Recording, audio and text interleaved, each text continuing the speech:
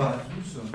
Donc, je remercie les étudiants de l'école spéciale, mes 5 préférés, les HMO, tout le monde. C'est très important que vous soyez venus parce que j'essaie de monter quelque chose avec. Il y a l'atelier de la Réunion. On a mis un peu de temps à caler un peu cette conférence, mais je suis sûr qu'avec le réchauffement climatique, on a un vrai sujet avec l'architecture tropicale. On a beaucoup d'étudiants ici qui sont en Afrique subsaharienne et qui vont être confrontés à ce problème. Et en réalité, je pense qu'on a lâché cet aspect de l'architecture. On a lâché depuis quelques dizaines d'années. Donc moi, je suis ravi de les accueillir. Il y a maintenant, ça me fait plaisir. Il y a Daniel Pardo avec qui j'étais le grand chef à AIA. Je suis parti d'AIA, lui aussi.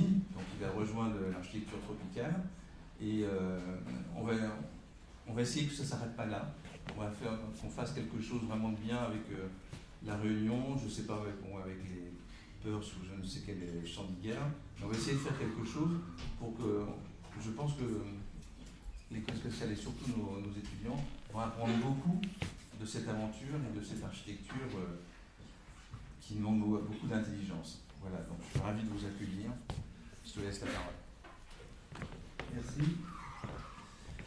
Bonjour, merci beaucoup pour l'invitation pour cette conférence. Je m'appelle Guillaume Azé, je suis l'un des cofondateurs de l'agence Atelier Architecture qu'on a montée en 2002 à La Réunion et qui a maintenant, comment on fait pour passer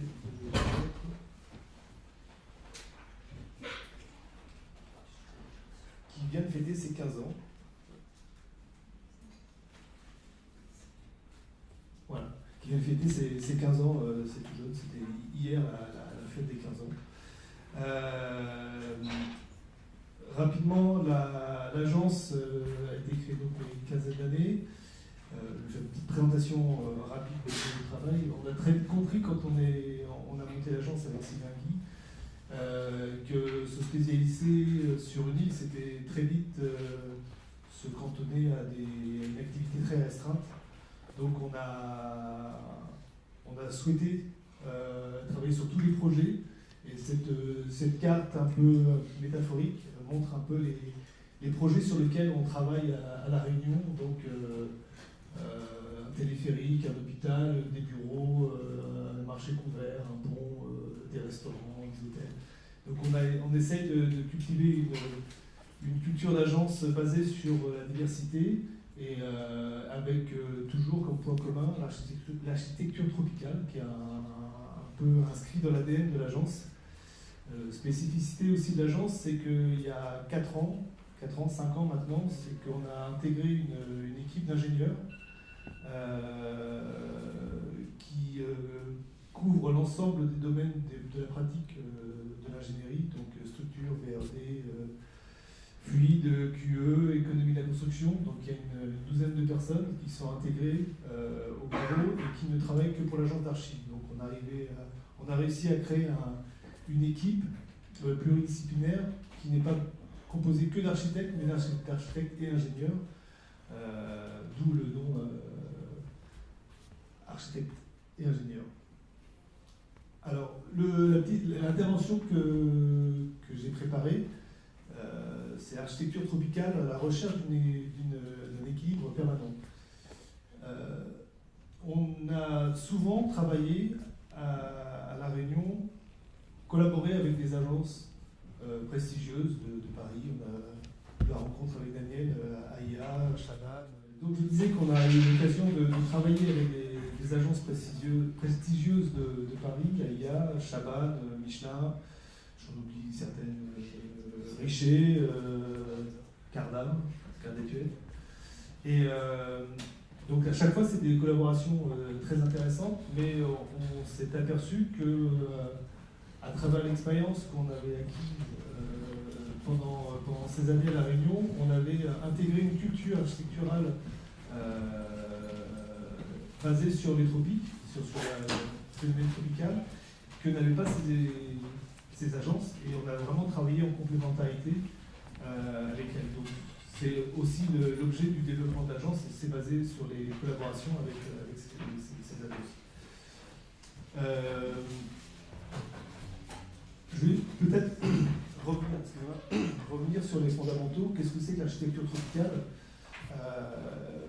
Avant tout, c'est une multitude de climats. On a l'habitude de penser architecture tropicale, il fait beau, chaud, les cocotiers, les plages. Et puis, très vite, il y a des images qui viennent. En fait, l'architecture tropicale, c'est l'ensemble des climats qui se trouvent dans la zone intertropicale, entre le tropique du Cancer et Capricorne.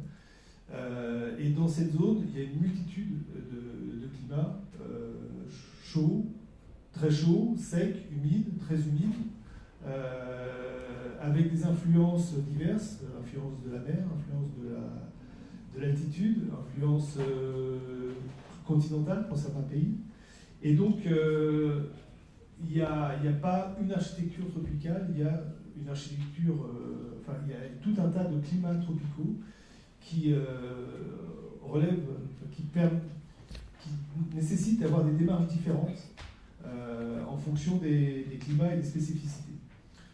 Globalement, même si j'essaie de ne pas généraliser, mais on est quand même confronté au sujet récurrent, c'est à savoir le soleil, l'ensoleillement qui est globalement important, le vent, qui est une composante importante parce que souvent dans les zones tropicales, on est sous des régimes de vent d'alizé, donc avec des vents réguliers et qui balayent le territoire de façon continue. La pluie pour les zones humides, c'est facilement compréhensible, et la température. Il faut savoir aussi que les phénomènes météorologiques sont assez intenses. Quand il pleut beaucoup. Quand il fait chaud, il fait très chaud. Et donc, on a des phénomènes climatiques qui peuvent être assez violents et assez impressionnants. Pour parler de la Réunion, il y a eu un épisode cyclonique début mars, je crois, et il est tombé 1,98 m d'eau en 24 heures dans le sud de l'île. Donc ça vous donne un petit peu les capacités exceptionnelles que peuvent avoir des territoires comme la Réunion, mais en général, sous les tropiques, il peut y avoir des phénomènes climatiques assez intenses. Petit zoom pour la Réunion, parce que ça reste notre territoire de prédilection, 2500 km², 870 000 habitants. Pour illustrer la différence de climat et de subtilité de climat qu'il peut y avoir, je crois qu'à La Réunion, on compte 60 microclimats différents, qui sont très différents. Entre l'est de l'île, qui est très humide et balayé par les vents, l'ouest, qui est très sec, il pleut 3 à 4 fois par an, alors que dans l'est, il pleut quasiment tous les jours. Et dans les hauts, où on peut avoir des températures qui sont voisines de zéro. On a le piton de neige, il a neigé une fois en 20 ans à 3000 mètres d'altitude, il a neigé pendant quelques heures. Donc on peut avoir sur un territoire et dans une zone tropicale des diversités de climat très importantes. Les fondamentaux de l'architecture tropicale sont relativement simples, mais c'est ceux qu'on retrouve systématiquement dans n'importe quelle construction ancienne et qui devraient être appliquées dans les bâtiments aujourd'hui, c'est savoir se protéger du soleil par des systèmes de toiture ou des bords de toiture, se protéger de la pluie,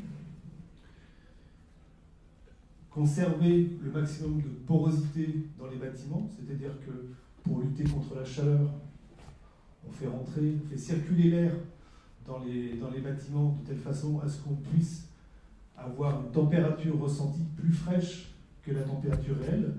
La circulation d'air permet d'avoir cette sensation. On estime qu'au-delà d'un mètre seconde, on obtient cette sensation de fraîcheur. Alors on a une fenêtre ouverte, mais l'air ne circule pas, il suffirait d'ouvrir les deux portes. On a un flux d'air qui permettrait d'avoir une sensation de fraîcheur qu'on n'a pas aujourd'hui dans cette salle, par exemple. Et autre aussi facteur commun sur l'architecture, c'est les grandes hauteurs sous plafond, c'est-à-dire éviter de comme les couches d'air se stratifient, avoir des grandes hauteurs pour pouvoir éviter d'accumuler de l'air chaud et d'avoir cet air chaud ressenti. Qu'est-ce que l'architecture tropicale? C'est bien. Une petite anecdote. L'année dernière, j'étais au Cambodge dans une mission, je crois que c'était à FEX. Donc, c'est des missions qui sont organisées par l'Association française d'architectes à l'export, l'AFEX, donc, et qui permet de rencontrer, de mettre en relation des agences d'architecture ou des agences d'architecture en général avec des opérateurs, des promoteurs locaux. En l'occurrence, c'était une mission au Cambodge. Et je suis allé avec un des collaborateurs de l'agence. Et puis, pendant 2 jours, on a rencontré des gens, on a vendu notre soupe, comme on dit, avec des claquettes, et on a parlé d'architecture tropicale. Ce que je suis en train de faire aujourd'hui, l'architecture tropicale, qu'est-ce que c'est Et en fait, on s'est aperçu au bout de 2 jours que l'architecture tropicale, les gens à qui on discutait ne comprenaient pas. L'architecture tropicale, pour eux, c'était l'architecture sous les tropiques. Donc, à savoir faire un bâtiment tout en verre climatisé, pour eux, ça revenait à faire un bâtiment tropical. Alors, ça sous-entend, donc quand on parle, nous, d'architecture tropicale, c'est l'architecture bioclimatique tropicale, donc adaptée à l'environnement, mais avec une architecture qui permet de limiter les consommations, qui permet de limiter les impacts, et qui met en œuvre finalement que les éléments nécessaires au bon fonctionnement. Quelques exemples d'architecture tropicale. Il y a 2 périodes de l'architecture tropicale. Grosso modo, c'est l'arrivée de la clim. Il y a avant et après. Et on voit, j'ai pris quelques exemples, à travers quelques exemples d'architecture vernaculaire en Asie. J'aurais pu en prendre aussi à Madagascar, en Afrique. Donc, à chaque fois, on a les mêmes recettes, des bâtiments qui sont largement ouverts, on voit s'il n'y a pas de fenêtres, des abris et la possibilité de capter l'air de façon importante pour avoir une sensation de ventilation. Là, au Cambodge, il y a même les dessous de la maison qui sont habités quand les terrains ne sont pas inondés et les familles viennent s'installer sous les maisons. Et puis, ça c'est pour les architectures. Je vais vraiment donner quelques petits exemples. Et puis des architectures modernes, entre guillemets, qui ont intégré ces dimensions tropicales. Par exemple, là c'est le marché central de Phnom Penh. Je ne sais pas si vous connaissez, mais c'est vraiment un bâtiment remarquable en béton qui date des années 30, je crois. Et dans lequel on a vraiment toutes les recettes de l'architecture tropicale, donc à savoir le toit protecteur, la ventilation, et puis la protection contre la pluie. D'autres exemples d'architecture remarquables, donc c'est ce que j'appelle performance énergétique sans énergie, donc avec des bâtiments qui intègrent toutes les dimensions climatiques de l'architecture, donc des grands moteurs sous plafond. On peut voir dans les parties hautes des zones ventilées, ouvertes en permanence, qui permettent d'avoir un flux d'air permanent dans les différents espaces et dans les différentes pièces de vie, de façon à ce qu'il n'y ait pas de stagnation. Et puis, par exemple, sur la photo centrale, des zones avec des cobobos qui permettent de maintenir de la fraîcheur le long des façades. Et puis, comme je disais, il y a une fracture qui s'est passée, c'est l'arrivée de la climatisation, qui a été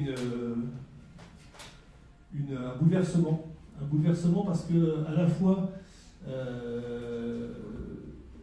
la climatisation est devenue un objet très bon marché. Un bloc clim, ça vaut quelques centaines d'euros, quelques centaines de dollars, donc c'est pas très cher, c'est facile à installer. L'énergie, pour le faire marcher, est finalement relativement bon marché. Et puis surtout, ces grandes régions dans la zone subtropicale ont essayé de suivre un mode de développement qui était basé sur le mode de développement occidental, entre guillemets, à savoir avoir des bâtiments basés sur la performance. On a laissé tomber ces grands principes fondamentaux de l'architecture tropicale, les grandes hauteurs, les traversants, les toits qui protégeaient, et on a préféré, comme on fait à Paris ou à Londres, ainsi de suite, travailler sur la performance de la peau. Et l'architecture tropicale n'a pas nécessité de travailler sur la performance de la peau, elle a nécessité de travailler sur la porosité de la peau et savoir comment elle se met en place. Et puis, les exemples, autant je vous ai montré quelques exemples d'architecture moderne qui pouvaient intégrer la thématique tropicale, et on arrive sur, alors ça c'est des exemples à La Réunion, c'est pas très glorieux, voilà des exemples de bâtiments complètement fermés, où on n'a plus du tout de protection, plus du tout d'énergie, d'énergie grise à inventer des bâtiments protégés. Ça, c'est un bâtiment qui est spécialement gratiné. Vous voyez, on a l'architecture haut de gamme.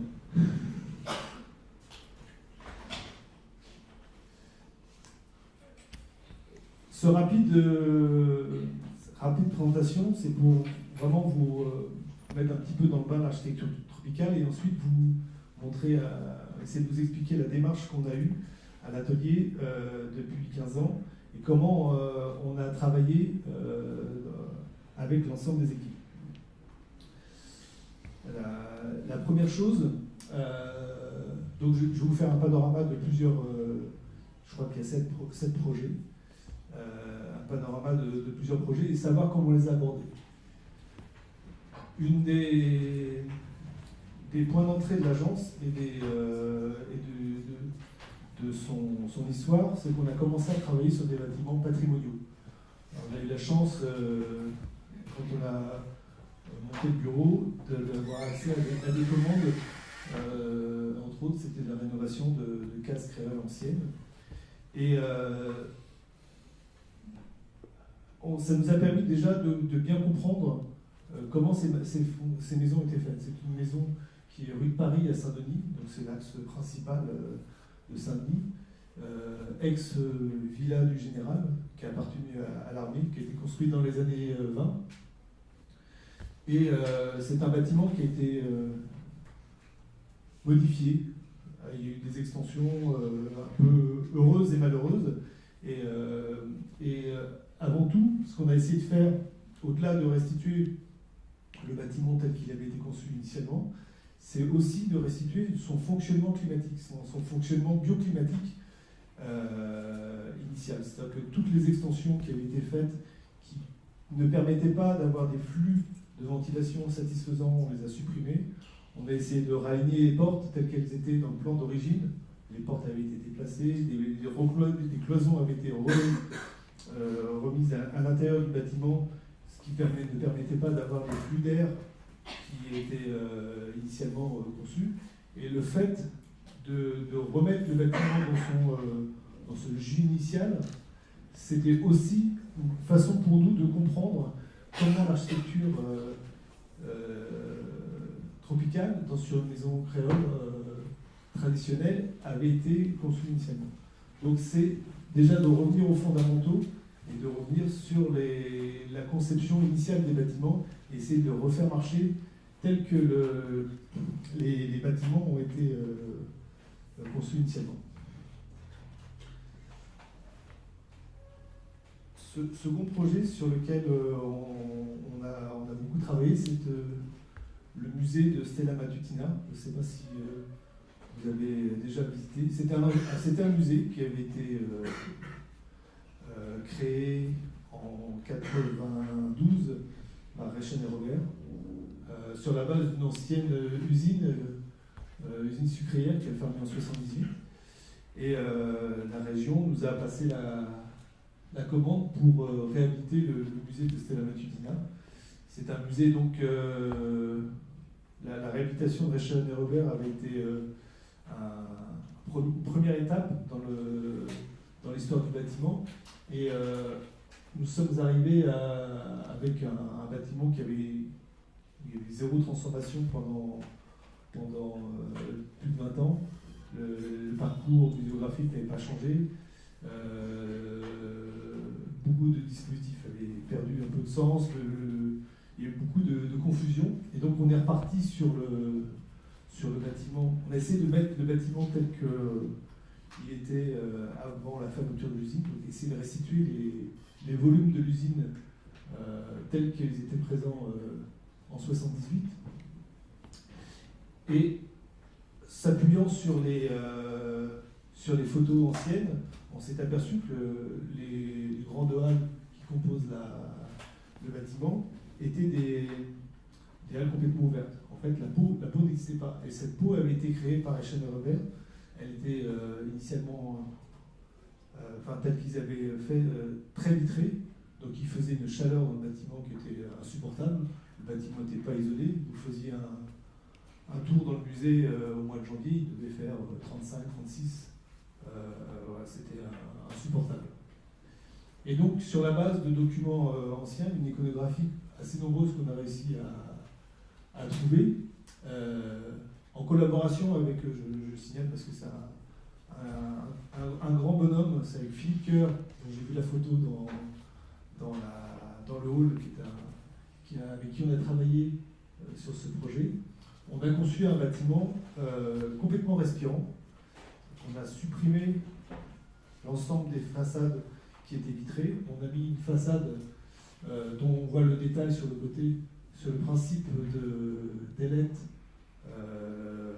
ventilée. Donc c'est des tôles pliées qui font environ 35 cm de largeur et qui nous ont permis d'avoir des façades complètement ouvertes sur toute la hauteur. Donc là, pour vous donner l'échelle, les façades font à peu près 25 mètres de large sur une trentaine de mètres de haut.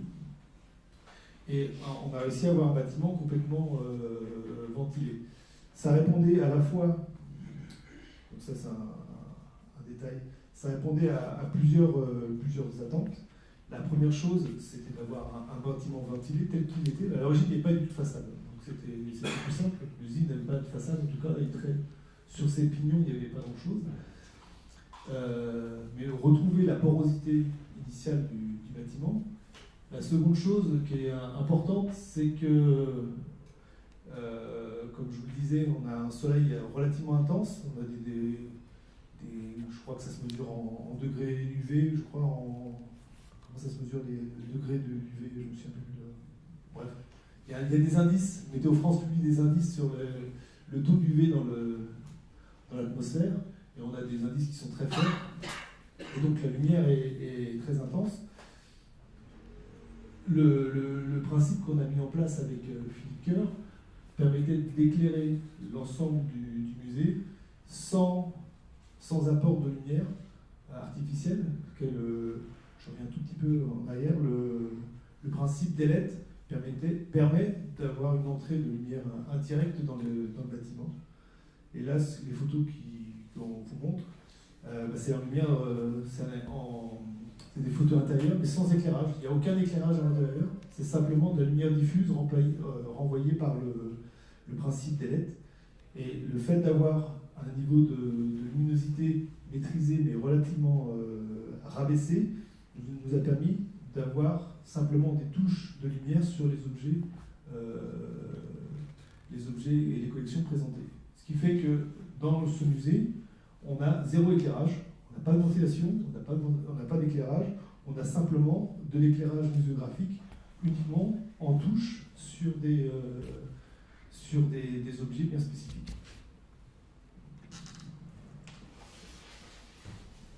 Je crois que je voulais dire d'autres choses sur le musée, je reprends mes notes.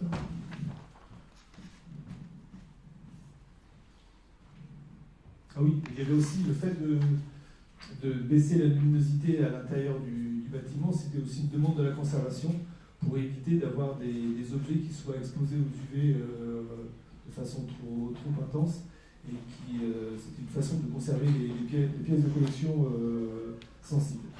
Un point aussi important sur Stella, le fait d'avoir une façade très poreuse, basée sur du dentelle fixe, il n'y a pas du tout d'éléments mobiles. C'était aussi un pari qui n'a pas été pris tout seul, c'est un pari qui a été pris avec la maîtrise d'ouvrage, c'est-à-dire de ne pas faire de bâtiments étanches. Une des grandes difficultés de l'architecture tropicale, c'est que, comme je l'ai expliqué, on a nécessité à faire des bâtiments très ventilés, avec des porosités importantes, mais cette porosité va à l'encontre des réglementations techniques, à savoir d'avoir des bâtiments étanches aujourd'hui. Quand on ferme la fenêtre, il faut qu'il n'y ait pas d'air, il faut que la pluie ne rentre pas. Là, on a un bâtiment qui n'est pas étanche. Donc, on a admis, et on a équipé le bâtiment dans cet esprit-là, on a admis que quand il y avait beaucoup de pluie, la pluie pouvait rentrer. Et les équipements électriques sont prévus en fonction. Les objets sensibles ne sont pas près des façades. Et quand il pleut, il y a un petit filet d'eau par terre, il y a une rigole, on récupère l'eau et puis ça marche très bien. En tout cas, la volonté du maître d'ouvrage a été, il nous a accompagnés dans cette démarche et nous avons pu travailler sur des éléments très simples, pas du tout high-tech, c'est vraiment que des éléments de métallerie mis en place, mais à la fois très efficace dans l'approche et très efficace dans l'expérience, parce qu'aujourd'hui, on a un bâtiment dans lequel on est vraiment très, très à l'aise. Il y a un vrai confort d'utilisation. Et d'ailleurs, c'est le seul musée labellisé Musée de France qui n'est pas climatisé. Donc ça interpelle un peu le ministère de la Culture, parce que sous les tropiques, on a réussi à faire un bâtiment non climatisé. J'avais aussi un point, je crois que j'avais un point aussi à dire.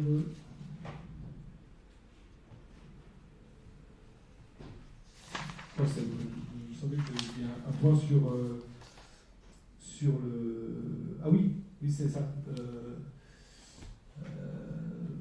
Sur Stella, on a eu une approche un peu différente. Forcément, quand on travaille sur un musée, on a les architectes. C'était avant qu'on ait le bureau d'études intégré. On a tout un tas de bureaux d'études associés qui nous aident sur les aspects techniques et aussi sur les aspects environnementaux et thermiques. Et on travaille avec un bureau d'études qui nous a orienté vers des solutions bioclimatiques sur ce projet, en partant du principe qu'il fallait suivre les roses des vents qui étaient données par Météo France. Et il fallait concevoir le bâtiment en fonction du sens des vents dominants, des brises, et ainsi de suite. Il se trouve que on avait des délais très très courts pour faire le projet, et on avait négocié avec la maîtrise d'ouvrage d'avoir une équipe dédiée sur place. Si bien qu'on s'est installé dans les locaux de la conservation du musée quand il était encore en place, et on avait une équipe d'une petite dizaine de personnes dédiées au projet, et on était tous les jours sur place. Et on s'est aperçu, à force en venant tous les jours, et d'autant plus qu'il y avait une petite éolienne qui était au-dessus de nos têtes, on s'est aperçu que les roses des vents qui étaient données par Météo France étaient environ contraires à ce qu'on pouvait observer tous les jours. Et donc toutes les orientations que l'ingénierie nous a incité à faire étaient une orientation qui n'était pas la bonne, parce qu'à chaque fois renvoyait sur une observation qui n'était pas conforme à la rose des vents qui était en place. Et donc à un moment donné, on dit, soit on travaille avec l'observation, avec ce qu'on voit tous les jours, avec ce qu'on peut constater, c'est-à-dire qu'on a des vents thermiques qui viennent du nord dans la journée, et on a des alizés qui viennent, quand ils sont suffisamment forts, ils viennent par le sud, alors que le bureau d'études nous disait qu'il fallait travailler sur le sens est-ouest, exactement dans le système opposé. Et finalement, on a opté pour la solution empirique et pas sur la solution ingénieur, entre guillemets. Et du coup, ça marche très bien. On s'est affranchi de tous les calculs et de toutes les simulations qu'on aurait pu nous demander. On a travaillé simplement sur une observation empirique des phénomènes météo qu'il y avait dans l'environnement. Et on a conçu le bâtiment et tout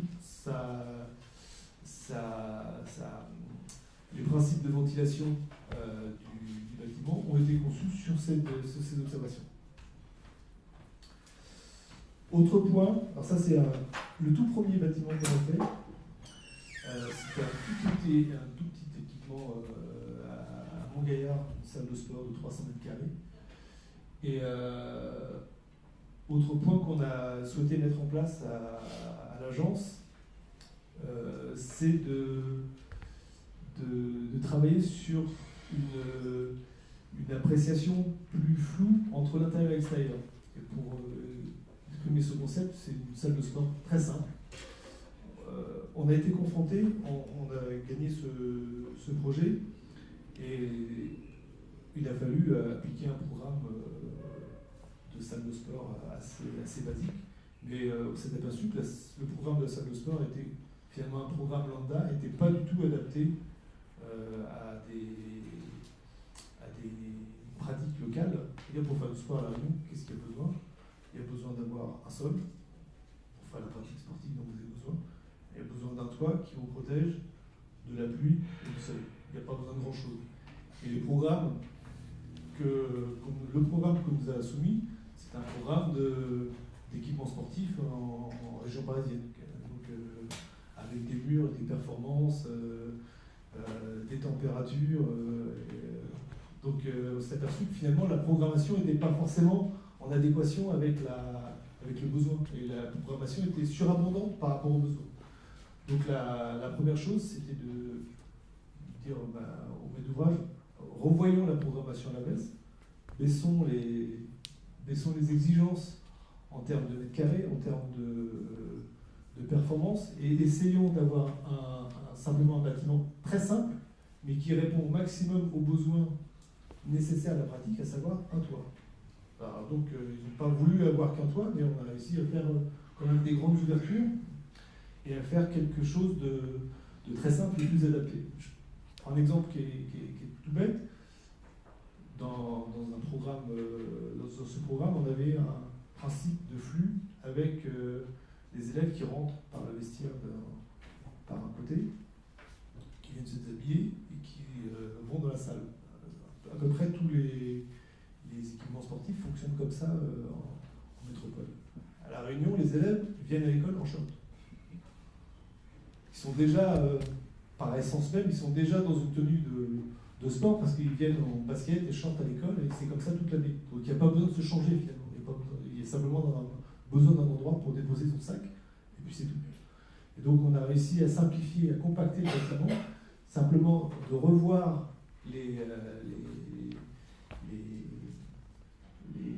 la programmation à la baisse pour faire un bâtiment qui, lui, par contre, essaie de retrouver une liaison par rapport à l'extérieur et d'avoir des grandes baies vitrées, des grandes jalousies qui permettaient d'avoir des grandes zones traversantes, une ventilation généreuse, et puis de retrouver cette pratique sportive dans un contexte environnemental, c'est-à-dire dans un contexte, pour le coup, là, on était dans un parc de collège, d'avoir quelque chose où on vient profiter de la fraîcheur qui est provoquée par la verdure qui est autour. Autre axe de recherche que l'on a mis en place sur les logements, créer une troisième façade. Un petit préambule à ça. À La Réunion et dans les DOM, il y a une réglementation thermique spécifique. Il y a ce qu'on appelle la RTA DOM, donc qui est une réglementation qui permet, qui gère la construction de logements. Elle ne gère que le logement pour l'instant. Sur la réglementation thermique des logements sous les tropiques et à La Réunion. je ne vais pas vous faire un cours sur l'RTADOM, mais les grands principes, c'est que chaque appartement, chaque logement doit être traversant de façade à façade. Et la porosité d'un appartement, c'est entre 18 et 22%. Donc un appartement qui fonctionne voilà, sur cette trame-là, il y a environ 20% de la façade qui est poreuse. Enfin, le taux d'ouverture de la façade est d'environ 20% et 20% sur la façade arrière. Grosso modo, c'est le grand principe de la RTADOM, c'est ça.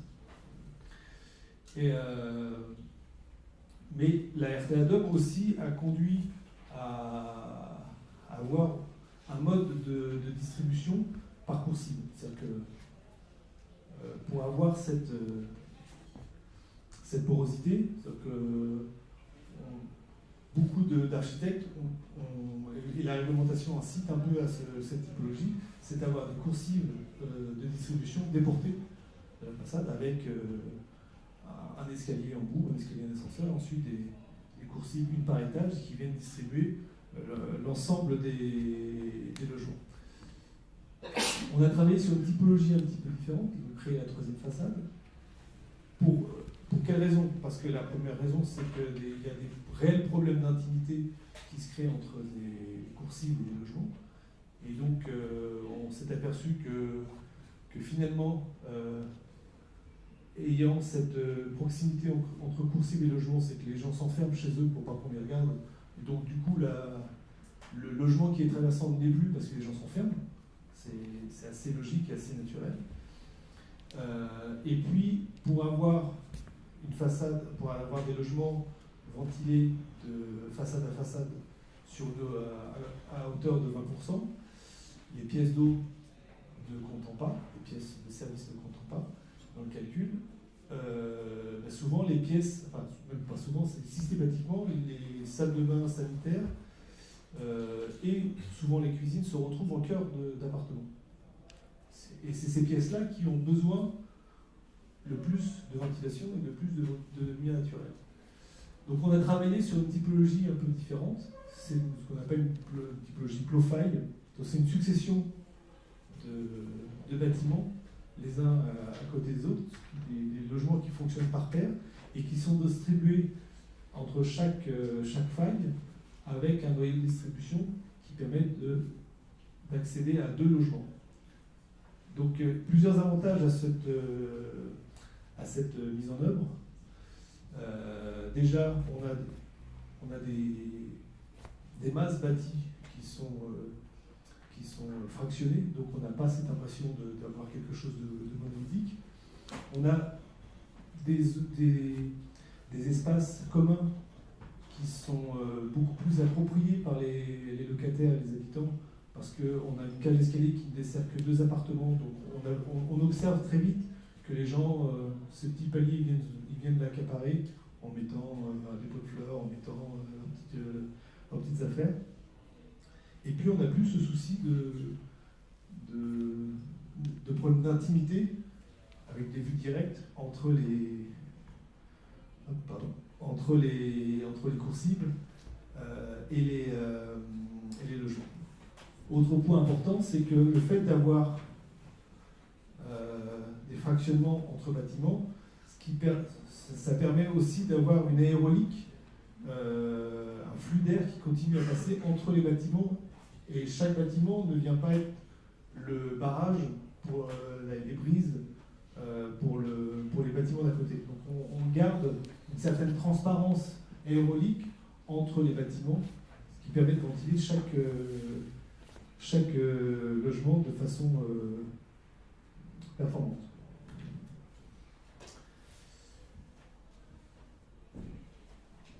Autre thématique qu'on a essayé de développer, c'est redonner du sens au bâtiment.